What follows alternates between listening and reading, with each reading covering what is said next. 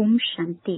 ಇಂದಿನ ಪರಮಾತ್ಮನ ಮಹಾವಾಕ್ಯ ಮುರುಳಿ ದಿನಾಂಕ 23/2/2025 ಅವ್ಯಕ್ತ ಬಾಪ್ತಾದ ಮಧುಬನ ರಿವೈಸ್ 17/2/2004. ಸರ್ವರಿಗೂ ಸಹಯೋಗವನ್ನು ನೀಡಿ ಮತ್ತು ಸರ್ವರನ್ನು ಸಹಯೋಗಿಯನ್ನಾಗಿ ಮಾಡಿ. ಸದಾ ನಿಮ್ಮ ಭಂಡಾರ ಅಖಂಡವಾಗಿರಬೇಕು. ಅಂದರೆ ನಿಮ್ಮ ಭಂಡಾರ ಅಖಂಡ ರೂಪದಲ್ಲಿ ಸದಾ ನಡೆಯುತ್ತಿರಬೇಕು. ಇಂದು ಬಾಪ್ತಾದ ಸ್ವಯಂ ತಮ್ಮ ಜೊತೆಗೆ ಮಕ್ಕಳ ವಜ್ರ ಸಮಾನ ಜನ್ಮದಿನದ ಶಿವ ಜಯಂತಿಯನ್ನು ಆಚರಣೆ ಮಾಡಲು ಬಂದಿದ್ದಾರೆ. ಮಕ್ಕಳಾದ ನೀವೆಲ್ಲರೂ ನಿಮ್ಮ ಪಾರಲೌಕಿಕ ಮತ್ತು ಅಲೌಕಿಕ ತಂದೆಯ ಜನ್ಮದಿನವನ್ನು ಆಚರಣೆ ಮಾಡುವುದಕ್ಕೋಸ್ಕರ ಬಂದಿದ್ದೀರಾ. ಅಂದ ಮೇಲೆ ಪರಮಾತ್ಮ ತಂದೆ ಪುನಃ ನಿಮ್ಮ ಜನ್ಮದಿನವನ್ನು ಆಚರಣೆ ಮಾಡುವುದಕ್ಕೋಸ್ಕರ ಬಂದಿದ್ದಾರೆ. ಪರಮಾತ್ಮ ತಂದೆ ಮಕ್ಕಳ ಭಾಗ್ಯವನ್ನು ನೋಡಿ ಹರ್ಷಿತರಾಗುತ್ತಿದ್ದಾರೆ ಮತ್ತು ವಾಹನನ್ನ ಶ್ರೇಷ್ಠ ಭಾಗ್ಯಶಾಲಿ ಮಕ್ಕಳೇ ವಾಹ ಎಂದು ಮಕ್ಕಳ ಮಹಿಮೆಯನ್ನು ಮಾಡುತ್ತಿದ್ದಾರೆ. ಮಕ್ಕಳಾದ ನೀವು ಈ ಸೃಷ್ಟಿಯ ಅಂಧಕಾರವನ್ನು ಸಮಾಪ್ತಿ ಮಾಡುವುದಕ್ಕೋಸ್ಕರ ಪರಮಾತ್ಮ ತಂದೆಯ ಜೊತೆಗೆ ಅವತರಿತ ಆಗಿದ್ದೀರಾ. ಮಕ್ಕಳಾದ ನೀವು ಪರಮಾತ್ಮ ತಂದೆಯ ಜೊತೆಗೆ ನಿಮ್ಮ ಜನ್ಮದಿನವನ್ನು ಆಚರಣೆ ಮಾಡಿಕೊಳ್ಳುತ್ತಿದ್ದೀರಾ. ಇಡೀ ಕಲ್ಪದಲ್ಲಿ ಬೇರೆ ಯಾರೂ ಕೂಡ ಇಂತಹ ಜನ್ಮದಿನವನ್ನು ಆಚರಣೆ ಮಾಡಿಕೊಳ್ಳಲು ಸಾಧ್ಯ ಇಲ್ಲ. ಈ ಅಲೌಕಿಕವಾದಂತಹ ಅತಿ ಭಿನ್ನವಾದ ಅತಿ ಪ್ರಿಯವಾದ ಜನ್ಮದಿನವನ್ನು ಭಕ್ತ ಆತ್ಮರೂ ಕೂಡ ಆಚರಣೆ ಮಾಡುತ್ತಾರೆ. ಆದರೆ ಮಕ್ಕಳಾದ ನೀವು ಪರಮಾತ್ಮ ತಂದೆಯ ಜೊತೆಗೆ ಮಿಲನವನ್ನು ಮಾಡುತ್ತೀರಾ ಮತ್ತು ಭಕ್ತ ಆತ್ಮರು ಕೇವಲ ಪರಮಾತ್ಮ ತಂದೆಯ ಮಹಿಮೆಯನ್ನು ಗಾಯನ ಮಾಡುತ್ತಾರೆ. ಭಕ್ತರು ಪರಮಾತ್ಮ ತಂದೆಯ ಮಹಿಮೆಯನ್ನು ಗಾಯನ ಮಾಡುತ್ತಾರೆ. ಭಕ್ತರು ಪರಮಾತ್ಮ ತಂದೆಯನ್ನು ಕೂಗಿ ಕರೆಯುತ್ತಾರೆ. ಬಾಪ್ತಾದ ಭಕ್ತರ ಮಹಿಮೆಯನ್ನು ಕೇಳಿ, ಭಕ್ತರ ಕೂಗನ್ನು ಕೇಳಿ, ಭಕ್ತರ ಭಾವನೆಗೆ ನಂಬರ್ ವಾರಾಗಿ ಫಲವನ್ನು ನೀಡುತ್ತಾರೆ. ಆದರೆ ಭಕ್ತರಿಗೂ ಮತ್ತು ಮಕ್ಕಳಿಗೂ ಇಬ್ಬರಿಗೂ ಮಹಾನ್ ಅಂತರ ಇದೆ. ನೀವೆಲ್ಲರೂ ಮಾಡಿರುವಂತಹ ಶ್ರೇಷ್ಠ ಕರ್ಮ ಮತ್ತು ನಿಮ್ಮ ಶ್ರೇಷ್ಠ ಭಾಗ್ಯದ ನೆನಪಾರ್ಥವನ್ನು ಭಕ್ತರು ಚೆನ್ನಾಗಿ ಆಚರಣೆ ಮಾಡುತ್ತಿದ್ದಾರೆ. ಆದ್ದರಿಂದ ಬಾಪ್ತಾದ ಭಕ್ತರ ಭಕ್ತಿಯ ಲೀಲೆಯನ್ನು ನೋಡಿ ಅವರಿಗೂ ಕೂಡ ಶುಭಾಶಯವನ್ನು ತಿಳಿಸುತ್ತಾರೆ. ಏಕೆಂದರೆ ನೆನಪಾರ್ಥವನ್ನು ಎಲ್ಲರೂ ಬಹಳ ಚೆನ್ನಾಗಿ ಕಾಪಿ ಮಾಡಿದ್ದಾರೆ. ಭಕ್ತರು ಕೂಡ ಶಿವರಾತ್ರಿಯ ದಿನ ವ್ರತವನ್ನು ಧಾರಣೆ ಮಾಡಿಕೊಳ್ಳುತ್ತಾರೆ. ಆದರೆ ಭಕ್ತರು ಸ್ವಲ್ಪ ಸಮಯಕ್ಕೋಸ್ಕರ ವ್ರತವನ್ನು ಧಾರಣೆ ಮಾಡಿಕೊಳ್ಳುತ್ತಾರೆ. ಅಲ್ಪ ಕಾಲಕ್ಕೋಸ್ಕರ ಆಹಾರ ಪಾನೀಯವನ್ನು ಶುದ್ಧವಾಗಿ ಇಟ್ಟುಕೊಳ್ಳುವುದಕ್ಕೋಸ್ಕರ ಅಲ್ಪ ಕಾಲದ ಆಹಾರ ಪಾನೀಯದ ಶುದ್ಧತೆಯ ವ್ರತವನ್ನು ಧಾರಣೆ ಮಾಡಿಕೊಳ್ಳುತ್ತಾರೆ. ಆದರೆ ನೀವು ಸಂಪೂರ್ಣ ಪವಿತ್ರತೆಯ ವ್ರತವನ್ನು ಧಾರಣೆ ಮಾಡಿಕೊಳ್ಳುತ್ತೀರಾ. ಸಂಪೂರ್ಣ ಪವಿತ್ರತೆ ಅಂದರೆ ಆಹಾರ ಮತ್ತು ವ್ಯವಹಾರದಲ್ಲಿ ಪವಿತ್ರತೆ, ವಚನದಲ್ಲಿ ಪವಿತ್ರತೆ, ಕರ್ಮದಲ್ಲಿ ಪವಿತ್ರತೆಯನ್ನು ನೀವು ಸಂಪೂರ್ಣ ಜೀವನಕ್ಕೋಸ್ಕರ ವ್ರತದ ರೂಪದಲ್ಲಿ ಧಾರಣೆ ಮಾಡಿಕೊಳ್ಳುತ್ತೀರಾ. ಅಂದರೆ ಆಹಾರ, ವ್ಯವಹಾರ, ವಚನ, ಕರ್ಮ ಎಲ್ಲಾ ರೂಪದಲ್ಲೂ ಸಂಪೂರ್ಣ ಜನ್ಮಕ್ಕೋಸ್ಕರ ಪವಿತ್ರತೆಯ ವ್ರತವನ್ನು ಧಾರಣೆ ಮಾಡಿಕೊಳ್ಳುತ್ತೀರಾ. ಎಲ್ಲಿಯವರೆಗೂ ಈ ಸಂಗಮ ಯುಗದ ಜೀವನದಲ್ಲಿ ಬದುಕಬೇಕು ಅಲ್ಲಿಯವರೆಗೂ ಮನಸ್ಸಾ ವಾಚಾ ಕರ್ಮಣ ಸಂಪೂರ್ಣ ಪವಿತ್ರರಾಗಲೇಬೇಕು. ಕೇವಲ ಪವಿತ್ರರಾದರೆ ಸಾಕಾಗುವುದಿಲ್ಲ, ಆದರೆ ಅನ್ಯರನ್ನೂ ಕೂಡ ಪವಿತ್ರರನ್ನಾಗಿ ಮಾಡಬೇಕು. ಪವಿತ್ರರಾಗುವುದರ ಜೊತೆಗೆ ಅನ್ಯರನ್ನು ಪವಿತ್ರರನ್ನಾಗಿ ಮಾಡಬೇಕು. ಅಂದ ಮೇಲೆ ನೋಡಿ, ಭಕ್ತರ ಬುದ್ಧಿಯೇನು ಕಡಿಮೆ ಇಲ್ಲ. ನೆನಪಾರ್ಥವನ್ನು ಬಹಳ ಚೆನ್ನಾಗಿ ಭಕ್ತರು ಕಾಪಿ ಮಾಡಿದ್ದಾರೆ. ಈಗ ನೀವೆಲ್ಲರೂ ಎಲ್ಲಾ ಪ್ರಕಾರದ ವ್ಯರ್ಥವನ್ನು ಸಮರ್ಪಣೆ ಮಾಡಿ ಸಮರ್ಥರಾಗಿದ್ದೀರಾ. ಅಂದರೆ ನಿಮ್ಮ ಅಪವಿತ್ರ ಜೀವನವನ್ನು ಸಮರ್ಪಣೆ ಮಾಡಿದ್ದೀರಾ. ನಿಮ್ಮ ಸಮರ್ಪಣೆಯ ನೆನಪಾರ್ಥವಾಗಿ ಭಕ್ತರು ಪ್ರಾಣಿಯನ್ನು ಬಲಿಯಾಗಿ ನೀಡುತ್ತಾರೆ. ಆದರೆ ಭಕ್ತರು ಸ್ವಯಂವನ್ನು ಬಲಿಯ ರೂಪದಲ್ಲಿ ಅರ್ಪಣೆ ಮಾಡುವುದಿಲ್ಲ. ಅಂದರೆ ಸ್ವಯಂವನ್ನು ಬಲಿಹಾರಿ ಮಾಡಿಕೊಳ್ಳುವುದಿಲ್ಲ. ಭಕ್ತರು ಸ್ವಯಂವನ್ನು ಪರಮಾತ್ಮ ತಂದೆಯ ಸಮ್ಮುಖದಲ್ಲಿ ಅರ್ಪಣೆ ಮಾಡಿಕೊಳ್ಳುವುದಿಲ್ಲ. ಭಕ್ತರು ಕುರಿಯನ್ನು ಬಲಿಯ ರೂಪದಲ್ಲಿ ಅರ್ಪಣೆ ಮಾಡುತ್ತಾರೆ. ನೋಡಿ ಎಷ್ಟು ಚೆನ್ನಾಗಿ ಭಕ್ತರು ನಿಮ್ಮನ್ನು ಕಾಪಿ ಮಾಡಿದ್ದಾರೆ. ಕುರಿಯನ್ನು ಕೂಡ ಏಕೆ ಬಲಿಯ ರೂಪದಲ್ಲಿ ಅರ್ಪಣೆ ಮಾಡುತ್ತಾರೆ? ಕುರಿಯನ್ನೇ ಏಕೆ ಬಲಿಯ ರೂಪದಲ್ಲಿ ಅರ್ಪಣೆ ಮಾಡುತ್ತಾರೆ? ಈ ಮಾತನ್ನು ಕೂಡ ಬಹಳ ಸುಂದರ ರೂಪದಲ್ಲಿ ಅವರು ಕಾಪಿ ಮಾಡಿದ್ದಾರೆ. ಏಕೆಂದರೆ ಕುರಿ ಏನನ್ನು ಮಾಡುತ್ತದೆ? ಕುರಿ ಮೇ ಮೇ ಮೇ ಎಂದು ಹೇಳುತ್ತಿರುತ್ತದೆ. ಅಂದರೆ ನಾನು ನಾನು ನಾನು ಎಂದು ಹೇಳುತ್ತಿರುತ್ತದೆ. ಅಂದ ಮೇಲೆ ನೀವು ಏನನ್ನು ಸಮರ್ಪಣೆ ಮಾಡಿದ್ದೀರಾ? ನೀವು ನಾನು ನಾನು ನಾನು ಅನ್ನುವುದನ್ನು ಸಮರ್ಪಣೆ ಮಾಡಿದ್ದೀರಾ. ಅಂದರೆ ಮೈ ಮೈ ಮೈ ಅನ್ನುವ ಶಬ್ದವನ್ನು ಅರ್ಪಣೆ ಮಾಡಿದ್ದೀರಾ. ದೇಹಾಭಿಮಾನದ ನನ್ನತನವನ್ನು ಅರ್ಪಣೆ ಮಾಡಿದ್ದೀರಾ. ಏಕೆಂದರೆ ಈ ನನ್ನತನದಲ್ಲೇ ದೇಹಾಭಿಮಾನ ಬರುತ್ತದೆ. ದೇಹಾಭಿಮಾನ ಅನ್ನುವಂಥದ್ದು ಎಲ್ಲಾ ವಿಕಾರಕ್ಕೆ ಬೀಜ ಆಗಿದೆ. ಬಾಪ್ತಾದ ಮೊದಲೇ ತಿಳಿಸಿದ್ದಾರೆ, ಸರ್ವರೂಪದಲ್ಲೂ ಸಮರ್ಪಿತ ಆಗುವಾಗ ಈ ದೇಹಾಭಿಮಾನ ಅನ್ನುವಂತಹ ನನ್ನತನವೇ ವಿಘ್ನರೂಪ ಆಗುತ್ತದೆ. ಅಂದರೆ ಸರ್ವರೂಪದಲ್ಲೂ ಅರ್ಪಣೆ ಆಗುವಾಗ ದೇಹಾಭಿಮಾನ ಅನ್ನುವ ನನ್ನತನ ಅಡೆತಡೆಯನ್ನು ಹಾಕುತ್ತದೆ. ನನ್ನತನವನ್ನು ಸಹಜ ರೂಪದಲ್ಲಿ ಅರ್ಪಣೆ ಮಾಡಬಹುದು. ನಾನು ದೇಹ ಆಗಿದ್ದೇನೆ, ಅಥವಾ ದೇಹದ ಸಂಬಂಧದ ನನ್ನತನ, ದೇಹದ ಪದಾರ್ಥದ ನನ್ನತನವನ್ನು ಸಹಜ ರೂಪದಲ್ಲಿ ಅರ್ಪಣೆ ಮಾಡುತ್ತೀರಾ. ಎಲ್ಲರೂ ದೇಹ, ದೇಹದ ಸಂಬಂಧ, ದೇಹದ ಪದಾರ್ಥದ ನನ್ನತನವನ್ನು ಅರ್ಪಣೆ ಮಾಡಿದ್ದೀರಾ ತಾನೆ? ಅರ್ಪಣೆ ಮಾಡಿದ್ದೀರೋ ಅಥವಾ ಇಲ್ಲವೋ? ದೇಹ ಮತ್ತು ದೇಹದ ಸಂಬಂಧ ಮತ್ತು ದೇಹದ ಪದಾರ್ಥದ ನನ್ನತನ ಅರ್ಪಣೆ ಆಗಿದೆಯೋ ಅಥವಾ ಇಲ್ಲವೋ? ನೀವು ಎಷ್ಟು ಜಾಸ್ತಿ ಈ ಪುರುಷಾರ್ಥದ ಮಾರ್ಗದಲ್ಲಿ ಮುಂದೆ ಹೋಗುತ್ತೀರೋ ಅಷ್ಟೇ ನನ್ನತನ ಅನ್ನುವ ಅತಿ ಸೂಕ್ಷ್ಮವಾದ ಎಳೆ ಮನಸ್ಸಿನಲ್ಲಿ ಉತ್ಪನ್ನ ಆಗುತ್ತದೆ. ಈ ದೊಡ್ಡ ರೂಪದ ನನ್ನತನವನ್ನು ಸಮಾಪ್ತಿ ಮಾಡಿಕೊಳ್ಳುವುದು ಸಹಜ ಆಗಿದೆ. ಆದರೆ ಸೂಕ್ಷ್ಮ ರೂಪದ ನನ್ನತನ ಏನಿದೆ, ಪರಮಾತ್ಮ ತಂದೆಯ ಜನ್ಮಸಿದ್ಧ ಅಧಿಕಾರದ ಮೂಲಕ ಎಷ್ಟೆಲ್ಲಾ ವಿಶೇಷತೆ ನನಗೆ ಪ್ರಾಪ್ತಿಯಾಗಿದೆಯೋ, ಬುದ್ಧಿಯ ವರದಾನ ಪ್ರಾಪ್ತಿಯಾಗಿದೆಯೋ, ಜ್ಞಾನ ಸ್ವರೂಪ ಆತ್ಮ ಆಗುವಂತಹ ವರದಾನ ಪ್ರಾಪ್ತಿಯಾಗಿದೆಯೋ, ಸೇವೆಯ ವರದಾನ ಅಥವಾ ಸೇವೆಯ ವಿಶೇಷತೆ ಪ್ರಾಪ್ತಿಯಾಗಿದೆಯೋ, ಅದೆಲ್ಲವೂ ಪರಮಾತ್ಮ ತಂದೆ ನೀಡಿರುವಂತಹ ಕೊಡುಗೆ ಎಂದು ಹೇಳಬಹುದು. ಆ ಪರಮಾತ್ಮ ತಂದೆಯ ಉಪಹಾರ ಆದಂತಹ ವಿಶೇಷತೆ, ಬುದ್ಧಿಯ ವರದಾನ, ಜ್ಞಾನ ಸ್ವರೂಪ ಆಗುವಂತಹ ವರದಾನ, ಸೇವೆಯ ವರದಾನ, ಈ ಎಲ್ಲಾ ವಿಶೇಷತೆಯನ್ನು ಪರಮಾತ್ಮ ತಂದೆಯ ಕೊಡುಗೆ ಎಂದು ತಿಳಿದುಕೊಳ್ಳುವ ಬದಲು ಅದರಲ್ಲಿ ನನ್ನತನ ಬಂತು ಅಂದರೆ ಅದಕ್ಕೆ ಸೂಕ್ಷ್ಮವಾದ ನನ್ನತನದ ಎಳೆ ಎಂದು ಕರೆಯಲಾಗುತ್ತದೆ. ನಾನು ಏನನ್ನು ಮಾಡುತ್ತಿದ್ದೇನೋ ಅದು ಸರಿಯಾದ ಕಾರ್ಯ ಆಗಿದೆ. ನಾನು ಯಾವ ಮಾತನ್ನು ಹೇಳುತ್ತಿದ್ದೇನೋ ಆ ಮಾತೇ ಸರಿಯಾದ ಮಾತಾಗಿದೆ. ಅದೇ ರೀತಿ ನಡೆಯಬೇಕು. ನಾನು ಏನನ್ನು ಹೇಳುತ್ತಿದ್ದೇನೋ ಅದೇ ರೀತಿ ಆಗಬೇಕು ಅನ್ನುವ ರಾಯಲ್ ತನದ ನನ್ನತನ ಹಾರುವ ಕಲೆಯಲ್ಲಿ ಮೇಲೆ ಹಾರುವಾಗ ಹೊರೆಯ ಅನುಭವವನ್ನು ಮಾಡಿಸುತ್ತದೆ. ಅಂದ ಮೇಲೆ ಪರಮಾತ್ಮ ತಂದೆ ತಿಳಿಸುತ್ತಾರೆ, ಈ ನನ್ನತನವನ್ನು ಸಮರ್ಪಣೆ ಮಾಡಿ. ಪರಮಾತ್ಮ ತಂದೆಯ ಕೊಡುಗೆಯಲ್ಲಿ ನನ್ನತನ ಅನ್ನುವಂಥದ್ದು ಇರಲು ಸಾಧ್ಯ ಇಲ್ಲ. ಪರಮಾತ್ಮ ತಂದೆ ನೀಡಿರುವ ಉಪಹಾರದಲ್ಲಿ ನನ್ನತನ ಇರಲು ಸಾಧ್ಯ ಇಲ್ಲ.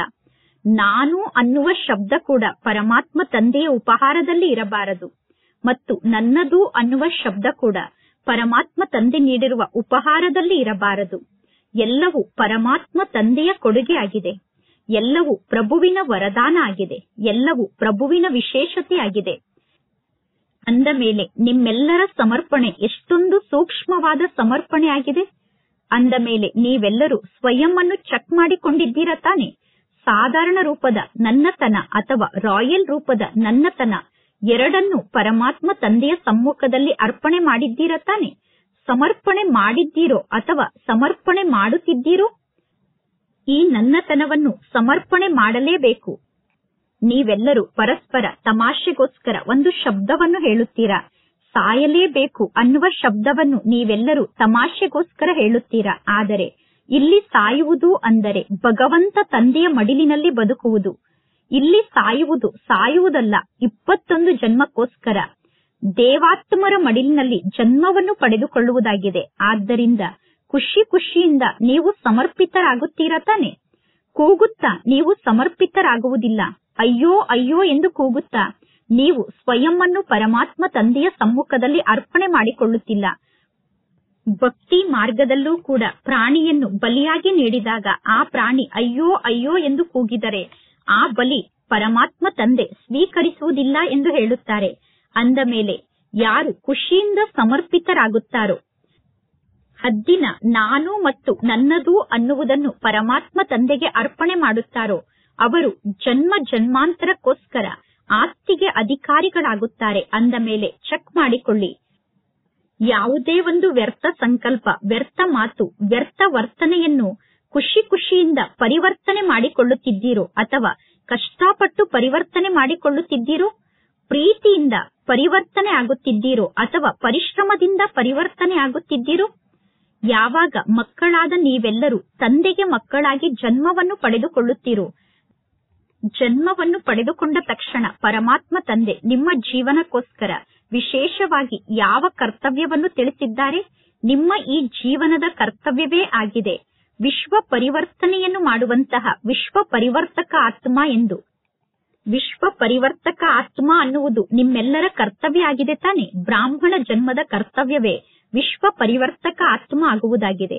ಅಂದ ಮೇಲೆ ನಾನು ವಿಶ್ವ ಪರಿವರ್ತಕ ಆತ್ಮ ಆಗಿದ್ದೇನೆ ಎಂದು ಯಾರು ಪಕ್ಕಾ ರೂಪದಲ್ಲಿ ಧಾರಣೆ ಮಾಡಿಕೊಂಡಿದ್ದೀರೋ ಅವರು ಕೈಯನ್ನು ಅಲುಗಾಡಿಸಿ. ಮಕ್ಕಳು ಧ್ವಜವನ್ನು ಅಲುಗಾಡಿಸಿ ತೋರಿಸುತ್ತಿದ್ದಾರೆ, ಬಹಳ ಒಳ್ಳೆಯದು.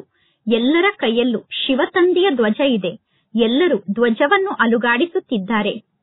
ಶಿವ ಜಯಂತಿಯ ಈ ದಿನ ಧ್ವಜವನ್ನು ಹಾರಿಸುವಂತಹ ದಿನ ಆಗಿದೆ, ಬಹಳ ಒಳ್ಳೆಯದು. ಆದರೆ ಕೇವಲ ಸುಮ್ಮನೆ ಧ್ವಜವನ್ನು ಅಲುಗಾಡಿಸಬೇಡಿ. ಈ ರೀತಿ ಸುಮ್ಮನೆ ಧ್ವಜವನ್ನು ಅಲುಗಾಡಿಸುವುದು ಬಹಳ ಸಹಜ ಆಗಿದೆ. ಆದರೆ ಮನಸ್ಸನ್ನು ಅಲುಗಾಡಿಸಬೇಕು. ಮನಸ್ಸಿನಿಂದ ತಂದೆಯ ಮಾತನ್ನು ಸ್ವೀಕಾರ ಮಾಡಬೇಕು. ಮನಸ್ಸನ್ನು ಪರಿವರ್ತನೆ ಮಾಡಿಕೊಳ್ಳಬೇಕು. ಸಾಹಸ ಉಳ್ಳವರಾಗಿದ್ದೀರ ತಾನೆ? ನಿಮ್ಮಲ್ಲಿ ಸಾಹಸ ಇದೆ ತಾನೆ? ಬಹಳಷ್ಟು ಸಾಹಸ ಇದೆ ತಾನೆ? ಒಳ್ಳೆಯದು. ಬಾಪ್ತಾದ ಎಲ್ಲರಲ್ಲೂ ಒಂದು ಖುಷಿಯ ಸಮಾಚಾರದ ಮಾತನ್ನು ನೋಡುತ್ತಿದ್ದಾರೆ. ಯಾವ ಖುಷಿಯ ಸಮಾಚಾರದ ಮಾತನ್ನು ತಂದೆ ನೋಡುತ್ತಿದ್ದಾರೆ ಎಂದು ನಿಮಗೆ ಗೊತ್ತಿದೆಯೇನು? ಬಾಪ್ತಾದ ಈ ವರ್ಷಕ್ಕೋಸ್ಕರ ವಿಶೇಷವಾಗಿ ಮಕ್ಕಳಿಗೆ ಗಿಫ್ಟ್ ಅನ್ನು ಕೊಟ್ಟಿದ್ದರು. ಈ ವರ್ಷ ಒಂದು ವೇಳೆ ನೀವು ಸ್ವಲ್ಪ ಸಾಹಸವನ್ನು ಇಟ್ಟುಕೊಂಡರೆ ಯಾವುದಾದರೂ ಕಾರ್ಯದಲ್ಲಿ, ಬಲೆ ಸ್ವಪರಿವರ್ತನೆಯಲ್ಲಿ ಇರಬಹುದು ಅಥವಾ ಯಾವುದೇ ಕಾರ್ಯದಲ್ಲಿ ಇರಬಹುದು ಅಥವಾ ವಿಶ್ವ ಸೇವೆಯಲ್ಲಿ ಇರಬಹುದು, ಒಂದು ವೇಳೆ ನೀವು ಸಾಹಸದಿಂದ ಕಾರ್ಯವನ್ನು ಮಾಡಿದರೆ ಈ ವರ್ಷಕ್ಕೋಸ್ಕರ ನಿಮ್ಮೆಲ್ಲರಿಗೂ ವರದಾನ ಸಿಕ್ಕಿದೆ. ನೀವು ಸಾಹಸದಿಂದ ಕಾರ್ಯವನ್ನು ಮಾಡಿದರೆ ನಿಮಗೆ ಪರಮಾತ್ಮ ತಂದೆಯ ಮೂಲಕ ಎಕ್ಸ್ಟ್ರಾ ಸಹಯೋಗ ಪ್ರಾಪ್ತಿಯಾಗುತ್ತದೆ ಅನ್ನುವ ವರದಾನ ಈ ವರ್ಷ ನಿಮಗೆ ಸಿಕ್ಕಿದೆ. ಅಂದ ಮೇಲೆ ಬಾಪ್ತಾದ ಯಾವ ಖುಷಿಯ ಸಮಾಚಾರವನ್ನು ನೋಡಿದರು? ಬಾಪ್ತಾದ ಯಾವ ಖುಷಿಯ ದೃಶ್ಯವನ್ನು ನೋಡಿದರು? ಈ ವರ್ಷ ಶಿವ ಜಯಂತಿಯ ಸಮಯದಲ್ಲಿ ಸೇವೆಯಲ್ಲಿ ನಾಲ್ಕೂ ಕಡೆ ಬಹಳಷ್ಟು ಬಹಳಷ್ಟು ಬಹಳಷ್ಟು ಚೆನ್ನಾಗಿ ಸಾಹಸ ಮತ್ತು ಉಮಂಗುತ್ಸಾಹದಿಂದ ಮುಂದೆ ಹೋಗುತ್ತಿದ್ದೀರಾ. ಎಲ್ಲರೂ ಚಪ್ಪಾಳೆಯನ್ನು ತಟ್ಟಿದರು. ಹೌದು, ಬಲೆ ಚಪ್ಪಾಳೆಯನ್ನು ತಟ್ಟಿ. ಆದರೆ ಸದಾಕಾಲಕ್ಕೋಸ್ಕರ ಚಪ್ಪಾಳೆಯನ್ನು ತಟ್ಟುತ್ತಿದ್ದೀರೋ ಅಥವಾ ಕೇವಲ ಶಿವರಾತ್ರಿಯ ಸಮಯಕ್ಕೋಸ್ಕರ ಚಪ್ಪಾಳೆಯನ್ನು ತಟ್ಟುತ್ತಿದ್ದೀರೋ? ಸದಾ ಚಪ್ಪಾಳೆಯನ್ನು ತಟ್ಟುತ್ತಿರಬೇಕು. ಒಳ್ಳೆಯದು. ನಾಲ್ಕೂ ಕಡೆ ಇರುವಂತಹ ಮಕ್ಕಳು ಯಾವ ಸಮಾಚಾರವನ್ನು ಪತ್ರದಲ್ಲಿ ಬರೆದು ಮಧುಬನಕ್ಕೆ ಕಳಿಸುತ್ತೀರೋ ಆ ಪತ್ರವನ್ನು ಬಾಪ್ತಾದ ವತನದಲ್ಲೇ ನೋಡುತ್ತಾರೆ. ಮಕ್ಕಳಲ್ಲಿ ಬಹಳ ಒಳ್ಳೆಯ ಉತ್ಸಾಹ ಇದೆ. ಮಕ್ಕಳು ಬಹಳ ಚೆನ್ನಾಗಿ ಪ್ಲಾನ್ ಅನ್ನು ಮಾಡಿದ್ದೀರಾ. ಅದೇ ರೀತಿ ಸೇವೆಯಲ್ಲೂ ಕೂಡ ಉಮಂಗ್ ಉತ್ಸಾಹ ಇದೆ. ನಿಮಗೆ ಸೇವೆಯ ಬಗ್ಗೆ ಇರುವಂತಹ ಉಮಂಗ್ ಉತ್ಸಾಹ ವಿಶ್ವದಲ್ಲಿರುವ ಆತ್ಮರ ಜೀವನದಲ್ಲಿ ಉಮಂಗ್ ಉತ್ಸಾಹವನ್ನು ವೃದ್ಧಿ ಮಾಡುತ್ತದೆ. ನೋಡಿ, ನಿಮಿತ್ತ ಆದಂತಹ ದಾದೀಜಿಯವರ ಪೆನ್ ಚಮತ್ಕಾರವನ್ನು ಮಾಡಿತು ತಾನೆ? ಬಹಳ ಒಳ್ಳೆಯ ರಿಸಲ್ಟ್ ಬಂದಿದೆ. ಆದ್ದರಿಂದ ಬಾಪ್ತಾದ ಒಂದೊಂದು ಸೆಂಟರ್ನವರ ಹೆಸರನ್ನು ಹೇಳುವುದಿಲ್ಲ, ಆದರೆ ವಿಶೇಷವಾಗಿ ಎಲ್ಲಾ ಕಡೆಯ ಸೇವೆ ರಿಸಲ್ಟ್ ಅನ್ನು ನೋಡಿ ಎಲ್ಲಾ ಮಕ್ಕಳಿಗೂ ಪದುಮ ಗುಣದಷ್ಟು ಶುಭಾಶಯವನ್ನು ತಿಳಿಸುತ್ತಿದ್ದಾರೆ. ಬಾಪ್ತಾದ ಪ್ರತಿಯೊಬ್ಬ ಸೇವಾದಾರಿ ಮಗುವಿನ ವಿಶೇಷತೆಯನ್ನು ನೋಡಿ ಆ ಮಗುವಿನ ಹೆಸರನ್ನು ತೆಗೆದುಕೊಂಡು ಹೆಸರು ಸಹಿತವಾಗಿ ಪದುಮ ಗುಣದಷ್ಟು ಶುಭಾಶಯವನ್ನು ತಿಳಿಸುತ್ತಿದ್ದಾರೆ. ಎಲ್ಲಾ ಮಕ್ಕಳು ಸೆಂಟರ್ನಲ್ಲಿ ಕುಳಿತು ಬಾಪ್ತಾದರವರನ್ನು ನೋಡುತ್ತಿದ್ದಾರೆ. ತಮ್ಮ ತಮ್ಮ ಸ್ಥಾನದಲ್ಲಿ ಕುಳಿತು ಬಾಪ್ತಾದರವರನ್ನು ನೋಡಿ ಮಕ್ಕಳು ಖುಷಿ ಪಡುತ್ತಿದ್ದಾರೆ. ವಿದೇಶದವರು ಕೂಡ ಬಾಪ್ತಾದರವರನ್ನು ನೋಡಿ ಖುಷಿ ಪಡುತ್ತಿದ್ದಾರೆ. ಏಕೆಂದರೆ ನೀವೆಲ್ಲರೂ ಇಡೀ ವಿಶ್ವದ ಆತ್ಮರಿಗೋಸ್ಕರ ಇಷ್ಟ ದೇವಿಯಾಗಿದ್ದೀರಾ ಮತ್ತು ಇಷ್ಟ ದೇವತೆ ಆಗಿದ್ದೀರಾ. ಬಾಪ್ತಾದ ಯಾವಾಗ ಮಕ್ಕಳ ಸಭೆಯನ್ನು ನೋಡುತ್ತಾರೋ ಆಗ 3 ರೂಪದಲ್ಲಿ ಮಕ್ಕಳನ್ನು ನೋಡುತ್ತಾರೆ. ಒಂದನೆಯದಾಗಿ ವರ್ತಮಾನ ಸಮಯದಲ್ಲಿ ಸ್ವರಾಜ್ಯ ಅಧಿಕಾರಿಗಳು, ಅಂದರೆ ಈಗಲೂ ಕೂಡ ರಾಜರಾಗಿದ್ದೀರಾ. ಲೌಕಿಕ ಜಗತ್ತಿನಲ್ಲೂ ಕೂಡ ಲೌಕಿಕ ತಂದೆ ಮಕ್ಕಳಿಗೆ ಹೇಳುತ್ತಾರೆ, ನೀವು ನನ್ನ ರಾಜ ಮಗು ಆಗಿದ್ದೀರಾ, ನೀವು ನನ್ನ ರಾಜ ಮಗ ಆಗಿದ್ದೀರಾ ಎಂದು ಲೌಕಿಕ ತಂದೆ ಮಕ್ಕಳಿಗೆ ಹೇಳುತ್ತಾರೆ. ಬಲೆ ಅವರು ಬಡವರೇ ಆಗಿರಬಹುದು, ಬಡವರಾಗಿದ್ದರೂ ಕೂಡ ತಂದೆ ಮಕ್ಕಳಿಗೆ ನೀವು ನನ್ನ ರಾಜ ಮಗ ಆಗಿದ್ದೀರಾ ಎಂದು ಹೇಳುತ್ತಾರೆ. ಆದರೆ ಪರಮಾತ್ಮ ತಂದೆ ವರ್ತಮಾನ ಸಮಯದ ಸಂಗಮ ಯುಗದಲ್ಲಿ ಪ್ರತಿಯೊಂದು ಮಗುವಿಗೂ ಸ್ವರಾಜ್ಯ ಅಧಿಕಾರಿ ರಾಜ ಮಗು ಆಗಿದ್ದೀರಾ ಅನ್ನುವ ರೂಪದಲ್ಲಿ ನೋಡುತ್ತಾರೆ. ನೀವೆಲ್ಲರೂ ರಾಜರಾಗಿದ್ದೀರಾ ತಾನೆ? ಸ್ವರಾಜ್ಯಕ್ಕೆ ಅಧಿಕಾರಿಗಳಾಗಿದ್ದೀರಾ. ಅಂದ ಮೇಲೆ ವರ್ತಮಾನದಲ್ಲಿ ಸ್ವರಾಜ್ಯಕ್ಕೆ ಅಧಿಕಾರಿಗಳಾಗಿದ್ದೀರಾ. ಇನ್ನು ಎರಡನೆಯದಾಗಿ ಭವಿಷ್ಯದಲ್ಲಿ ವಿಶ್ವ ರಾಜ್ಯಕ್ಕೆ ಅಧಿಕಾರಿಗಳಾಗಿದ್ದೀರಾ. ಮತ್ತು ಮೂರನೆಯದಾಗಿ ದ್ವಾಪರ ಯುಗದಿಂದ ಹಿಡಿದು ಕಲಿಯುಗದ ಅಂತ್ಯದವರೆಗೂ ಪೂಜ್ಯ ಆತ್ಮರಾಗಿದ್ದೀರಾ, ಅಂದರೆ ಪೂಜೆಗೆ ಅಧಿಕಾರಿಗಳಾಗಿದ್ದೀರಾ.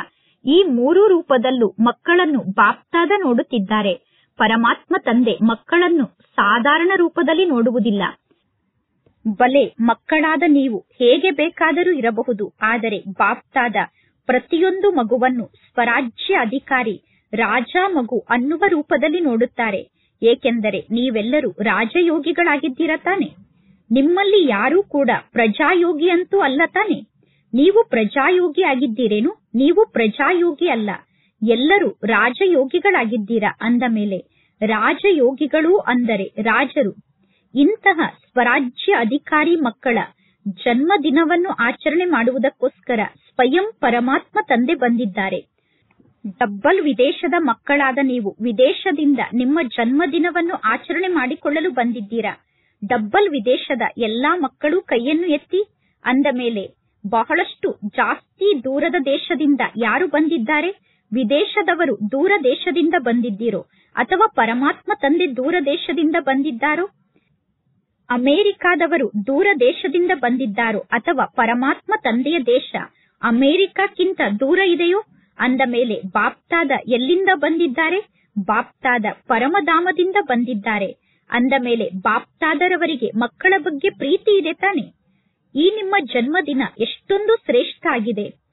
ಪರಮಾತ್ಮ ತಂದೆ ಸ್ವಯಂ ನಿಮ್ಮ ಜನ್ಮದಿನವನ್ನು ಆಚರಣೆ ಮಾಡಲು ಈ ಸೃಷ್ಟಿಗೆ ಬರಬೇಕಾಗುತ್ತದೆ. ನಿಮ್ಮ ಜನ್ಮದಿನವನ್ನು ಆಚರಣೆ ಮಾಡಲು ಸ್ವಯಂ ಪರಮಾತ್ಮ ತಂದೆ ಬರುತ್ತಾರೆ. ಅಂದ ಮೇಲೆ ನಿಮ್ಮ ಜನ್ಮದಿನ ಎಷ್ಟೊಂದು ಶ್ರೇಷ್ಠ ಆಗಿದೆ. ಜನ್ಮದಿನದ ಈ ಬ್ಯಾನರ್ ಅನ್ನು ಎಲ್ಲರೂ ಬಹಳ ಚೆನ್ನಾಗಿ ನಿರ್ಮಾಣ ಮಾಡಿದ್ದೀರಾ.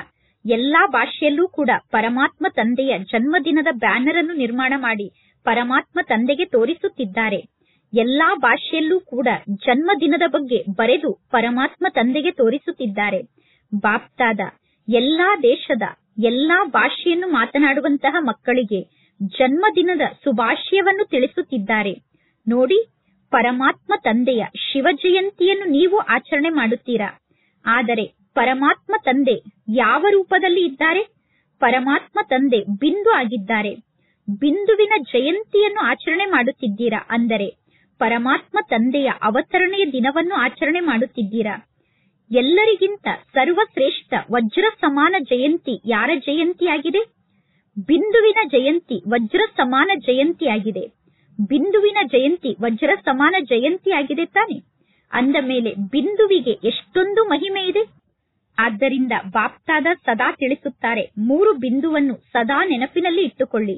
8 ನಂಬರ್ 7 ನಂಬರ್ ಅನ್ನು ಬರೆಯುವುದು ಹೆಚ್ಚು ಕಡಿಮೆ ಆಗಬಹುದು. 8 ನಂಬರ್ ಅಥವಾ 7 ನಂಬರ್ ಅನ್ನು ಬರೆಯುವಾಗ ಹೆಚ್ಚು ಕಡಿಮೆ ಆಗಬಹುದು. ಆದರೆ ಬಿಂದುವನ್ನು ಇಡುವುದು ಬಹಳ ಸಹಜ ಆಗಿದೆ. 3 ಬಿಂದುವನ್ನು ಸದಾ ನೆನಪಿನಲ್ಲಿ ಇಟ್ಟುಕೊಳ್ಳಿ. 3 ಬಿಂದುವನ್ನು ಚೆನ್ನಾಗಿ ಅರ್ಥ ಮಾಡಿಕೊಂಡಿದ್ದೀರಾ ತಾನೆ. ಆತ್ಮನಾದ ನಾನು ಕೂಡ ಬಿಂದು ರೂಪದಲ್ಲಿ ಇದ್ದೇನೆ. ನನ್ನ ತಂದೆಯಾದ ಪರಮಾತ್ಮ ತಂದೆ ಕೂಡ ಬಿಂದು ಆಗಿದ್ದಾರೆ. ಬಿಂದು ಆದಂತಹ ಪರಮಾತ್ಮ ತಂದೆಗೆ ಮಕ್ಕಳಾದ ನೀವು ಕೂಡ ಬಿಂದು ಆಗಿದ್ದೀರಾ. ಮತ್ತು ಯಾವಾಗ ನೀವು ಕಾರ್ಯ ವ್ಯವಹಾರದಲ್ಲಿ ಬರುತ್ತೀರೋ, ಕಾರ್ಯ ವ್ಯವಹಾರದಲ್ಲಿ ಬಂದಾಗ ಈ ಸೃಷ್ಟಿ ಅನ್ನುವ ನಾಟಕದ ಸ್ಟೇಜ್ನ ಮೇಲೆ ಕರ್ಮವನ್ನು ಮಾಡುವುದಕ್ಕೋಸ್ಕರ ಬಂದಿದ್ದೀರಾ. ಅಂದ ಮೇಲೆ ಈ ಜಗತ್ತು ಅನ್ನುವಂಥದ್ದು ಸೃಷ್ಟಿ ಅನ್ನುವಂತಹ ನಾಟಕದ ಸ್ಟೇಜ್ ಆಗಿದೆ. ಅಂದ ಮೇಲೆ ನಾಟಕದಲ್ಲಿ ಯಾವ ಕಾರ್ಯವನ್ನು ಮಾಡಿದ್ದಾರೋ, ನಾಟಕದಲ್ಲಿ ಏನೆಲ್ಲಾ ಆಗಿ ಹೋಗಿದೆಯೋ ಅದಕ್ಕೆ ಪುಲಿ ಸ್ಟಾಪ್ ಅನ್ನು ಇಡಿ. ಅಂದ ಮೇಲೆ ಪುಲಿ ಸ್ಟಾಪ್ ಅಂದರೆ ಏನು? ಪುಲಿ ಸ್ಟಾಪ್ ಅಂದರೆ ಕೂಡ ಬಿಂದು ಆಗಿದೆ. ಆದ್ದರಿಂದ 3 ಬಿಂದುವನ್ನು ಸದಾ ನೆನಪಿನಲ್ಲಿ ಇಟ್ಟುಕೊಳ್ಳಿ. ಸಂಪೂರ್ಣ ಚಮತ್ಕಾರವನ್ನು ನಂತರ ನೋಡಿ. 3 ಬಿಂದುವನ್ನು ನೆನಪಿನಲ್ಲಿ ಇಟ್ಟುಕೊಂಡರೆ ಸಂಪೂರ್ಣ ಚಮತ್ಕಾರ ಆಗುತ್ತದೆ. ವರ್ತಮಾನ ಸಮಯದ ಜಗತ್ತಿನಲ್ಲಿ ಎಲ್ಲದಕ್ಕಿಂತ ಜಾಸ್ತಿ ಮಹತ್ವ ಯಾವ ಮಾತಿಗೆ ಇದೆ? ಹಣಕ್ಕೆ ವರ್ತಮಾನ ಸಮಯದಲ್ಲಿ ಜಾಸ್ತಿ ಮಹತ್ವ ಇದೆ. ಹಣಕ್ಕೆ ಮಹತ್ವ ಇದೆ ತಾನೆ. ತಂದೆ ತಾಯಿಗೂ ಕೂಡ ಮಹತ್ವ ಇಲ್ಲ. ಹಣವೇ ಸರ್ವಸ್ವ ಆಗಿದೆ. ಹಣಕ್ಕೆ ಬಹಳಷ್ಟು ಮಹತ್ವ ಇದೆ. ಆ ಹಣದಲ್ಲೂ ಕೂಡ ನೀವು ನೋಡಿ, 1ರ ಮುಂದೆ 1 0ಯನ್ನು ಬರೆದರೆ ಏನಾಗುತ್ತದೆ? 10 ಆಗುತ್ತದೆ. ಪುನಃ ಇನ್ನೊಂದು ಬಿಂದು ಅಂದರೆ ಇನ್ನೊಂದು 0ಯನ್ನು ಬರೆದರೆ 100 ಆಗುತ್ತದೆ. ನಂತರ 3ನೇ ಬಿಂದುವನ್ನು ಬರೆದರೆ 1000 ಆಗುತ್ತದೆ. ಅಂದ ಮೇಲೆ ಇದು ಬಿಂದುವಿನ ಚಮತ್ಕಾರ ಆಗಿದೆ ತಾನೆ. ಹಣದಲ್ಲೂ ಕೂಡ ಬಿಂದು ಚಮತ್ಕಾರವನ್ನು ಮಾಡುತ್ತದೆ ಮತ್ತು ಶ್ರೇಷ್ಠ ಆತ್ಮ ಆಗುವಂತಹ ಮಾತಿನಲ್ಲೂ ಬಿಂದು ಚಮತ್ಕಾರವನ್ನು ಮಾಡುತ್ತದೆ ಮತ್ತು ಮಾಡಿಸುವಾತ ತಂದೆ ಕೂಡ ಬಿಂದು ಆಗಿದ್ದಾರೆ. ಸರ್ವ ಪ್ರಕಾರದಿಂದಲೂ ಯಾವ ಮಾತಿಗೆ ಮಹತ್ವ ಇದೆ? ಬಿಂದುವಿಗೆ ಸರ್ವ ಪ್ರಕಾರದಿಂದಲೂ ಮಹತ್ವ ಇದೆ. ಅಂದ ಮೇಲೆ ಕೇವಲ ಬಿಂದುವನ್ನು ನೆನಪಿನಲ್ಲಿ ಇಟ್ಟುಕೊಳ್ಳಿ. ನೀವು ಬೇರೆ ಯಾವ ಮಾತಿನ ವಿಸ್ತಾರಕ್ಕೂ ಹೋಗಬೇಡಿ. ಬಿಂದುವನ್ನು ನೆನಪು ಮಾಡಲು ಸಾಧ್ಯ ಆಗುತ್ತದೆ ತಾನೆ? ನೀವೀಗ ಬಿಂದು ಆಗಿ ಮತ್ತು ಬಿಂದು ತಂದೆಯನ್ನು ನೆನಪು ಮಾಡಿ ಮತ್ತು ಪ್ರತಿಯೊಂದು ಮಾತಿಗೂ ಬಿಂದುವನ್ನು ಇಟ್ಟರೆ ಸಾಕು. ಇದೇ ಪುರುಷಾರ್ಥ ಆಗಿದೆ. ಈ ಪುರುಷಾರ್ಥದಲ್ಲಿ ಪರಿಶ್ರಮ ಇದೆಯೇನು? ಇದು ಸಹಜ ಪುರುಷಾರ್ಥ ಆಗಿದೆ ತಾನೆ? ಯಾರು ಇದು ಸಹಜ ಪುರುಷಾರ್ಥ ಆಗಿದೆ ಎಂದು ತಿಳಿದುಕೊಂಡಿದ್ದೀರೋ ಅವರು ಕೈಯನ್ನು ಎತ್ತಿ. ಬಿಂದುವನ್ನು ಇಡುವುದು ಸಹಜ ಆಗಿದೆ ತಾನೆ? ಸಹಜ ಆದರೆ ಬಿಂದುವನ್ನು ಇಡಬೇಕಾಗುತ್ತದೆ. ಯಾವಾಗ ಯಾವುದಾದರೂ ಒಂದು ಸಮಸ್ಯೆ ಬರುತ್ತದೆಯೋ, ಸಮಸ್ಯೆ ಬಂದಾಗ ಆ ಮಾತಿಗೆ ಬಿಂದುವನ್ನು ಇಡುತ್ತೀರೋ ಅಥವಾ ಕ್ವಶನ್ ಮಾರ್ಕ್ ಅನ್ನು ಬರೆಯುತ್ತೀರೋ? ಕ್ವಶನ್ ಮಾರ್ಕ್ ಅನ್ನು ಬರೆಯಬೇಡಿ, ಬಿಂದುವನ್ನು ಇಡಬೇಕು. ಕ್ವಶನ್ ಮಾರ್ಕ್ ಎಷ್ಟೊಂದು ಸೊಟ್ಟವಾಗಿರುತ್ತದೆ ನೋಡಿ. ಬರೆಯುವಾಗ ಕ್ವಶನ್ ಮಾರ್ಕ್ ಅನ್ನು ಬರೆದು ನೋಡಿ. ಕ್ವಶನ್ ಮಾರ್ಕ್ ಎಷ್ಟೊಂದು ಸೊಟ್ಟವಾಗಿದೆ ಮತ್ತು ಬಿಂದುವನ್ನು ಬರೆಯುವುದು ಎಷ್ಟು ಸಹಜ ಆಗಿದೆ. ಅಂದ ಮೇಲೆ ಬಿಂದು ಆಗಲು ಬರುತ್ತದೆ ತಾನೆ? ಬಿಂದು ಆಗಲು ಬರುತ್ತದೆ ತಾನೆ? ಎಲ್ಲರೂ ಬಿಂದು ಆಗುವ ಮಾತಿನಲ್ಲಿ ಬುದ್ಧಿವಂತರಾಗಿದ್ದೀರಾ ತಾನೆ? ಬಾಪ್ತಾದ ವಿಶೇಷವಾಗಿ ಸೇವೆಯ ಉತ್ಸಾಹವನ್ನು ನೋಡಿ ಮಕ್ಕಳಿಗೆ ಶುಭಾಶಯವನ್ನು ತಿಳಿಸಿದರು. ಬಹಳ ಚೆನ್ನಾಗಿ ಸೇವೆಯನ್ನು ಮಾಡುತ್ತಿದ್ದೀರಾ ಮತ್ತು ಸದಾ ಸೇವೆಯನ್ನು ಮಾಡುತ್ತಿರುತ್ತೀರಾ. ಆದರೆ ಮುಂದಿಗೋಸ್ಕರ ಪ್ರತಿ ಕ್ಷಣ ಪ್ರತಿದಿನ ನಾನು ವಿಶ್ವ ಸೇವಕ ಆಗಿದ್ದೇನೆ ಅನ್ನುವ ಮಾತನ್ನು ನೆನಪಿನಲ್ಲಿ ಇಟ್ಟುಕೊಳ್ಳಿ. ನಿಮ್ಮೆಲ್ಲರಿಗೂ ನೆನಪಿದೆ ತಾನೆ? ಬ್ರಹ್ಮ ತಂದೆ ಸೈನನ್ನು ಮಾಡುವಾಗ ಮೇಲೆ ಏನೆಂದು ಬರೆಯುತ್ತಿದ್ದರು? ವಿಶ್ವ ಸೇವಕ ಅಂದರೆ ವರ್ಲ್ಡ್ ಸರ್ವೆಂಟ್ ಎಂದು ಬರೆಯುತ್ತಿದ್ದರು. ಅಂದ ಮೇಲೆ ನೀವೆಲ್ಲರೂ ವರ್ಲ್ಡ್ ಸರ್ವೆಂಟ್ ಆಗಿದ್ದೀರಾ ತಾನೆ? ವಿಶ್ವ ಸೇವಕರಾಗಿದ್ದೀರಾ ತಾನೆ? ಅಂದ ಮೇಲೆ ಕೇವಲ ಶಿವರಾತ್ರಿಯ ಸೇವೆಯ ಮೂಲಕ ವಿಶ್ವ ಸೇವೆ ಸಮಾಪ್ತಿಯಾಗಲು ಸಾಧ್ಯ ಇಲ್ಲ. ನಾನು ವರ್ಲ್ಡ್ ಸರ್ವೆಂಟ್ ಆಗಿದ್ದೇನೆ, ನಾನು ವಿಶ್ವ ಸೇವಕ ಆಗಿದ್ದೇನೆ ಅನ್ನುವ ಗುರಿಯನ್ನು ಇಟ್ಟುಕೊಳ್ಳಿ. ಆಗ ವಿಶ್ವದ ಸೇವೆ ಪ್ರತಿ ಶ್ವಾಸದಲ್ಲಿ ಪ್ರತಿ ಸೆಕೆಂಡ್ನಲ್ಲಿ ನಡೆಯುತ್ತಿರುತ್ತದೆ. ನಾನು ವಿಶ್ವ ಸೇವಕ ಅಂದ ಮೇಲೆ ಪ್ರತಿ ಶ್ವಾಸದಲ್ಲೂ ವಿಶ್ವ ಸೇವೆಯನ್ನು ಮಾಡಬೇಕು. ಪ್ರತಿ ಕ್ಷಣ ವಿಶ್ವ ಸೇವೆಯನ್ನು ಮಾಡಬೇಕು. ಯಾರೇ ನಮ್ಮ ಸಮ್ಮುಖಕ್ಕೆ ಬಂದರೂ ನಾವು ಎಷ್ಟೆಲ್ಲಾ ಜನರ ಸಂಪರ್ಕದಲ್ಲಿ ಬರುತ್ತೇವೋ ಆ ಎಲ್ಲಾ ಆತ್ಮರಿಗೂ ದಾತ ಆಗಿ ಏನನ್ನಾದರೂ ನೀಡಲೇಬೇಕು. ಯಾರು ನಮ್ಮ ಸಮ್ಮುಖಕ್ಕೆ ಬಂದು ಖಾಲಿ ಕೈಯಲ್ಲಿ ಹೋಗಬಾರದು. ಪ್ರತಿ ಕ್ಷಣ ನಮ್ಮ ಅಖಂಡ ಭಂಡಾರ ತೆರೆದಿರಬೇಕು. ಕಡಿಮೆ ಅಂದರೆ ಪ್ರತಿಯೊಬ್ಬರ ಬಗ್ಗೆ ಶುಭ ಭಾವನೆ ಮತ್ತು ಶುಭ ಕಾಮನೆಯನ್ನು ಅವಶ್ಯವಾಗಿ ನೀಡಬೇಕು. ಅಂದರೆ ಪ್ರತಿಯೊಂದು ಆತ್ಮದ ಬಗ್ಗೆ ಸದಾ ಶುಭ ಭಾವನೆ ಶುಭ ಕಾಮನೆ ಇರಬೇಕು. ಶುಭ ಭಾವನೆಯಿಂದ ಎಲ್ಲರನ್ನೂ ನೋಡಬೇಕು. ಶುಭ ಭಾವನೆಯಿಂದ ಅನ್ಯರ ಮಾತನ್ನು ಕೇಳಿಸಿಕೊಳ್ಳಬೇಕು. ಶುಭ ಭಾವನೆಯನ್ನು ಇಟ್ಟುಕೊಂಡು ಅನ್ಯರ ಸಂಬಂಧದಲ್ಲಿ ಬರಬೇಕು ಮತ್ತು ಶುಭ ಭಾವನೆಯಿಂದ ಆ ಆತ್ಮರಿಗೆ ಸಹಯೋಗವನ್ನು ನೀಡಬೇಕು. ಈಗ ಸರ್ವ ಆತ್ಮರಿಗೂ ನಿಮ್ಮ ಸಹಯೋಗದ ಅವಶ್ಯಕತೆ ಬಹಳಷ್ಟು ಇದೆ. ಅಂದ ಮೇಲೆ ಸಹಯೋಗವನ್ನು ನೀಡಿ ಮತ್ತು ಅನ್ಯರನ್ನು ಸಹಯೋಗಿಯನ್ನಾಗಿ ಮಾಡಿಕೊಳ್ಳಿ. ಅನ್ಯರು ನಮಗೆ ಸಹಯೋಗವನ್ನು ಕೊಡಲಿ ಅಥವಾ ಸಹಯೋಗವನ್ನು ಕೊಡದೇ ಇರಲಿ, ಮನಸ್ಸಿನ ಮೂಲಕ ಅಥವಾ ವಾಣಿಯ ಮೂಲಕ ಯಾವುದಾದರೂ ಒಂದು ಪ್ರಕಾರದಿಂದ ಅನ್ಯರಿಗೆ ಸಹಯೋಗವನ್ನು ನೀಡಿ ಅಥವಾ ಸಂಬಂಧ ಸಂಪರ್ಕದ ಮೂಲಕ ಸಹಯೋಗವನ್ನು ನೀಡಿ. ಅಂದ ಮೇಲೆ ಈ ಶಿವರಾತ್ರಿಯ ಜನ್ಮದಿನದ ಉತ್ಸವದ ವಿಶೇಷ ಸ್ಲೋಗನ್ ಅನ್ನು ನೆನಪಿನಲ್ಲಿ ಇಟ್ಟುಕೊಳ್ಳಿ. ಈ ಜನ್ಮದಿನದ ಉತ್ಸವದ ವಿಶೇಷ ಸ್ಲೋಗನ್ ಅಂದರೆ ಸಹಯೋಗವನ್ನು ನೀಡಬೇಕು ಮತ್ತು ಸಹಯೋಗಿಗಳನ್ನಾಗಿ ಮಾಡಿಕೊಳ್ಳಬೇಕು. ಕಡಿಮೆ ಅಂದರೆ ಎಷ್ಟು ಜನ ನಮ್ಮ ಸಂಬಂಧ ಸಂಪರ್ಕದಲ್ಲಿ ಬರುತ್ತಾರೋ ಅವರಿಗೆ ನಾವು ಸಹಯೋಗವನ್ನು ನೀಡಿ ಅವರನ್ನು ಸಹಯೋಗಿಯನ್ನಾಗಿ ಮಾಡಬೇಕು. ಯಾವುದಾದರೂ ಒಂದು ಪ್ರಕಾರದಿಂದ ಎಲ್ಲರೂ ನಮ್ಮ ಸಂಬಂಧದಲ್ಲಿ ಬರುತ್ತಾರೆ. ಯಾರಾದರೂ ಒಬ್ಬರು ನಮ್ಮ ಸಂಬಂಧದಲ್ಲಿ ಬರುತ್ತಾರೆ ತಾನೆ? ಆ ಆತ್ಮರಿಗೆ ಬಲೆ ಅನ್ಯ ಯಾವ ಪ್ರಕಾರದಿಂದಲೂ ಪಾಲನೆಯನ್ನು ನೀಡದೇ ಇದ್ದರೂ ಕೂಡ ಪ್ರತಿಯೊಬ್ಬರಿಗೂ ಮನಸ್ಸಿಗೆ ಖುಷಿಯನ್ನು ನೀಡುವಂತಹ ಮಿಠಾಯಿಯನ್ನು ಅವಶ್ಯವಾಗಿ ತಿನ್ನಿಸಬೇಕು. ನಮ್ಮ ಸಂಬಂಧದಲ್ಲಿ ಬಂದಂತಹ ಆತ್ಮರಿಗೆ ದಿಲ್ ಖುಷ್ ಮಿಠಾಯಿಯನ್ನು ಅವಶ್ಯವಾಗಿ ತಿನ್ನಿಸಬೇಕು. ಅಂದರೆ ಮಧುಬನದ ಭಂಡಾರದಲ್ಲಿ ತಯಾರಾಗುವಂತಹ ದಿಲ್ ಖುಷ್ ಮಿಠಾಯಿಯನ್ನು ತಿನ್ನಿಸಬೇಡಿ. ಅವರ ಮನಸ್ಸಿಗೆ ಖುಷಿಯನ್ನು ನೀಡಿ. ಅಂದ ಮೇಲೆ ಮನಸ್ಸಿಗೆ ಖುಷಿಯನ್ನು ನೀಡುವುದು ಅಂದರೆ ಮನಸ್ಸಿಗೆ ಖುಷಿಯನ್ನು ನೀಡುವಂತಹ ಮಿಠಾಯಿಯನ್ನು ತಿನ್ನಿಸುವುದು ಅಂದರೆ ದಿಲ್ಖುಷ್ ಮಿಠಾಯಿಯನ್ನು ತಿನ್ನಿಸುವುದಾಗಿದೆ. ನೀವೆಲ್ಲರೂ ಎಲ್ಲರಿಗೂ ಮನಸ್ಸಿಗೆ ಖುಷಿಯನ್ನು ನೀಡುವಂತಹ ಮಿಠಾಯಿಯನ್ನು ತಿನ್ನಿಸುತ್ತೀರಾ ತಾನೆ? ಇದರಲ್ಲಿ ಯಾವುದೇ ಪ್ರಕಾರದ ಪರಿಶ್ರಮದ ಮಾತಂತೂ ಇಲ್ಲ ತಾನೆ? ಅನ್ಯರಿಗೆ ಮನಸ್ಸಿಗೆ ಖುಷಿಯನ್ನು ನೀಡುವಂತಹ ಮಿಠಾಯಿಯನ್ನು ತಿನ್ನಿಸುವುದಕ್ಕೋಸ್ಕರ ಎಕ್ಸ್ಟ್ರಾ ಸಮಯವನ್ನು ನೀಡುವ ಅವಶ್ಯಕತೆ ಇಲ್ಲ ಮತ್ತು ಎಕ್ಸ್ಟ್ರಾ ಪರಿಶ್ರಮವನ್ನು ಪಡುವ ಅವಶ್ಯಕತೆ ಇಲ್ಲ. ಶುಭ ಭಾವನೆಯ ಮೂಲಕ ಮನಸ್ಸಿಗೆ ಖುಷಿಯನ್ನು ನೀಡುವಂತಹ ಮಿಠಾಯಿಯನ್ನು ತಿನ್ನಿಸಿ. ನೀವು ಖುಷಿಯಲ್ಲಿ ಇರಬೇಕು, ಅನ್ಯರೂ ಖುಷಿಯಲ್ಲಿ ಇರಬೇಕು. ನಾವು ಖುಷಿಯಲ್ಲಿ ಇದ್ದು ಅನ್ಯರಿಗೆ ಖುಷಿಯನ್ನು ನೀಡಿದ ನಂತರ ನಮಗೆ ಇನ್ನೇನು ಬೇಕು? ಅಂದ ಮೇಲೆ ನಾವು ಖುಷಿಯಲ್ಲಿ ಇರುತ್ತೇವೆ ಮತ್ತು ಅನ್ಯರಿಗೆ ಖುಷಿಯನ್ನು ನೀಡುತ್ತೇವೆ. ಎಂದೂ ಕೂಡ ನಿಮ್ಮೆಲ್ಲರ ಚೆಹರೆ ಹೆಚ್ಚು ಗಂಭೀರ ಆಗಬಾರದು. ಬಹಳಷ್ಟು ಗಂಭೀರತೆ ಕೂಡ ಒಳ್ಳೆಯದಲ್ಲ. ಸದಾ ಮುಗುಳ್ನಗುತ್ತಿರಬೇಕು. ಗಂಭೀರರಾಗುವುದು ಒಳ್ಳೆಯದು. ಆದರೆ ಬಹಳಷ್ಟು ಗಂಭೀರರಾಗುತ್ತಾರೆ. ಅಂದ ಮೇಲೆ ಬಹಳಷ್ಟು ಗಂಭೀರರಾದಾಗ ಅವರು ಎಲ್ಲಿ ಮಾಯ ಆಗಿದ್ದಾರೋ ಎಂದು ಯಾರಿಗೂ ಗೊತ್ತಾಗುವುದಿಲ್ಲ. ನೋಡುತ್ತಿದ್ದಾರೆ, ಆದರೆ ಅವರು ಇಲ್ಲ, ಅವರು ಮಾಯ ಆಗಿದ್ದಾರೆ. ಮಾತನಾಡುತ್ತಿದ್ದಾರೆ, ಆದರೆ ಅವರು ಮಾಯ ಆಗಿರುವ ರೂಪದಲ್ಲಿ ಮಾತನಾಡುತ್ತಿದ್ದಾರೆ. ಅವರು ಮಾತನಾಡುತ್ತಿದ್ದರೂ ಕೂಡ ಅವರು ಇಲ್ಲಿ ಇಲ್ಲ ಎಂದು ಅನುಭವ ಆಗುತ್ತದೆ. ಅಂದ ಮೇಲೆ ಅಂತಹ ಚೆಹರೆಯನ್ನು ನೋಡಲು ಯಾರಿಗೂ ಇಷ್ಟ ಆಗುವುದಿಲ್ಲ. ನಿಮ್ಮ ಚೆಹರೆ ಸದಾ ಮುಗುಳ್ನಗುವಂತಹ ಚೆಹರೆ ಆಗಿರಬೇಕು. ನಿಮ್ಮ ಚೆಹರೆ ಎಂದು ಸೀರಿಯಸ್ ಆಗಿರಬಾರದು. ನಿಮ್ಮ ಚೆಹರೆಯನ್ನು ಸೀರಿಯಸ್ ಮಾಡಿಕೊಳ್ಳಬೇಡಿ. ಏನನ್ನು ಮಾಡಲಿ, ಹೇಗೆ ಮಾಡಲಿ ಎಂದು ಸೀರಿಯಸ್ ಆಗಿ ಬಿಡುತ್ತೀರಾ.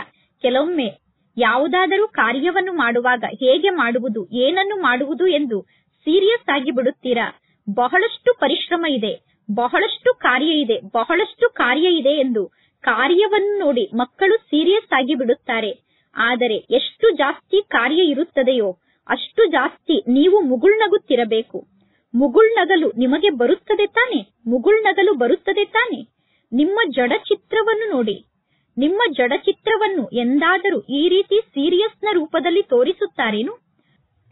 ಒಂದು ವೇಳೆ ನಿಮ್ಮ ಜಡಚಿತ್ರ ಆದಂತಹ ಮೂರ್ತಿಯನ್ನು ಯಾರಾದರೂ ಸೀರಿಯಸ್ ಆದ ರೂಪದಲ್ಲಿ ನಿರ್ಮಾಣ ಮಾಡಿದರೆ ಇವರು ಒಳ್ಳೆಯ ಚಿತ್ರಕಾರರಲ್ಲ ಎಂದು ಹೇಳುತ್ತಾರೆ. ಅಂದರೆ ಈ ಚಿತ್ರಕಾರರು ಸರಿಯಾದ ಚಿತ್ರಕಾರರಲ್ಲ ಎಂದು ಹೇಳುತ್ತಾರೆ. ಅಂದ ಮೇಲೆ ನೀವು ಯಾವಾಗ ಸೀರಿಯಸ್ ಆಗಿ ಇರುತ್ತೀರೋ ಆಗ ಎಲ್ಲರೂ ನಿಮ್ಮನ್ನು ನೋಡಿ ಹೇಳುತ್ತಾರೆ, ಇವರಿಗೆ ಬದುಕುವ ಕಲೆ ಗೊತ್ತಿಲ್ಲ. ಅಂದರೆ ಬದುಕನ್ನು ಕಲೆಯನ್ನಾಗಿ ಮಾಡಿಕೊಳ್ಳಲು ಇವರಿಗೆ ಬರುವುದಿಲ್ಲ ಎಂದು. ಆದ್ದರಿಂದ ಏನನ್ನು ಮಾಡುತ್ತೀರಾ? ಟೀಚರ್ ಏನನ್ನು ಮಾಡುತ್ತೀರಾ? ಒಳ್ಳೆಯದು. ಬಹಳಷ್ಟು ಜನ ಟೀಚರ್ಸ್ ಇದ್ದಾರೆ. ಟೀಚರ್ಸ್ಗೆ ಶುಭಾಶಯಗಳು. ಸೇವಾದಾರಿಗಳಿಗೂ ಕೂಡ ಶುಭಾಶಯಗಳು. ಒಳ್ಳೆಯದು. 1 ಸೆಕೆಂಡ್ನಲ್ಲಿ ನಿಮ್ಮ ಪೂರ್ವಜ ಸ್ವರೂಪವನ್ನು ಪ್ರಕಟಗೊಳಿಸಿಕೊಳ್ಳುತ್ತೀರಾ ತಾನೆ? ಮತ್ತು ಪೂಜ್ಯ ಸ್ವರೂಪವನ್ನು ಪ್ರಕಟಗೊಳಿಸಿಕೊಳ್ಳುತ್ತೀರಾ ತಾನೆ? ಅದೇ ದೇವಿ ಮತ್ತು ದೇವತಾ ಸ್ವರೂಪವನ್ನು ಸ್ಮೃತಿಯಲ್ಲಿ ಇಟ್ಟುಕೊಂಡು ಸ್ವಯಂ ಅನ್ನು ನೋಡಿಕೊಳ್ಳಬಹುದು. ಯಾವುದಾದರೂ ಒಂದು ದೇವಿಯ ರೂಪದಲ್ಲಿ ಸ್ವಯಂ ಅನ್ನು ನೋಡಿಕೊಳ್ಳಿ ಅಥವಾ ದೇವತೆಯ ರೂಪದಲ್ಲಿ ಸ್ವಯಂ ಅನ್ನು ನೋಡಿಕೊಳ್ಳಿ. ನಾನು ಪೂರ್ವಜ ಆತ್ಮ ಆಗಿದ್ದೇನೆ. ಸಂಗಮ ಯುಗದಲ್ಲಿ ನಾನು ಪೂರ್ವಜ ಆಗಿದ್ದೇನೆ ಮತ್ತು ದ್ವಾಪರ ಯುಗದಿಂದ ಪೂಜ್ಯ ಆತ್ಮ ಆಗಿದ್ದೇನೆ. ಸತ್ಯುಗ ಮತ್ತು ತ್ರೇತಾಯುಗದಲ್ಲಿ ರಾಜ್ಯ ಅಧಿಕಾರಿ ಆತ್ಮ ಆಗಿದ್ದೇನೆ. ಅಂದ ಮೇಲೆ ಸೆಕೆಂಡ್ನಲ್ಲಿ ಎಲ್ಲರೂ ಉಳಿದ ಎಲ್ಲಾ ಸಂಕಲ್ಪವನ್ನು ಸಮಾಪ್ತಿ ಮಾಡಿಕೊಂಡು ನಿಮ್ಮ ಪೂರ್ವಜ ಸ್ಥಿತಿಯಲ್ಲಿ ಸ್ಥಿತ ಆಗಿಬಿಡಿ ಮತ್ತು ನಿಮ್ಮ ಪೂಜ್ಯ ಸ್ವರೂಪದ ಸ್ಥಿತಿಯಲ್ಲಿ ಸ್ಥಿತ ಆಗಿಬಿಡಿ. ಒಳ್ಳೆಯದು.